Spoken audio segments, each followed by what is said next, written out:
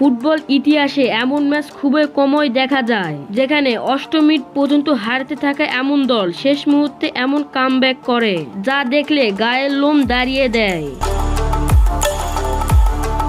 আজ আমরা কথা বলব ব্রাজিল বনাম ক্রোয়েশিয়া ম্যাচ নিয়ে, যেখানে ব্রাজিল ন্যাশনাল ফুটবল টিম দেখিয়ে দিল তারা কেন বিশ্ব ফুটবলের রাজা।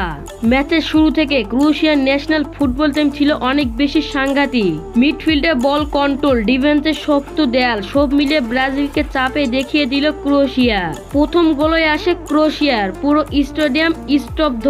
ব্রাজিলের চাপ, গোল খাওয়ার পরে ব্রাজিলের চেষ্টা করছিল ফিরতে। ভিনিসিয়াস জুনিয়র, রদ্রিগো বারবার আক্রমণ করছিল কিন্তু গোল যেন কিছুতে আসছে না। সময় যত যায় হার তত নিশ্চিত মনে হচ্ছিল। ৮৮ মিনিটে ম্যাজিক, তারপর এই মুহূর্তে ৮৮ মিনিটে এক দুর্দান্ত আক্রমণ, বক্সের ভিতরে পাস এবং গোল। ব্রাজিলে ফিরে এলো ম্যাচে। স্টেডিয়াম একেবারে বিস্মিত। শেষ মুহূর্তে ঝড়, কিন্তু ব্রাজিলে এখানে থামেনি। ৯০ মিনিটে আবারও আক্রমণ, আরেকটি গোল। এরপর ইনজুরি টাইমে আরেকটি বিধ্বংস কাউন্টার অ্যাটাক, তারপর হয়ে গেল ৩-১। পুরো ম্যাচটাই উল্টে দিল ব্রাজিল। কেন এই জয় বিশ্লেষণ এই মুহূর্তে প্রমাণ করে ব্রাজিল কখনো হার মানে না, শেষ মিনিটে পর্যন্ত লড়াই করে।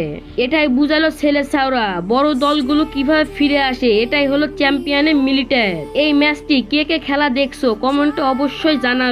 আর এরকম ফুটবল আপডেট পেতে চ্যানেলটা সাবস্ক্রাইব করে পাশে থাকুন।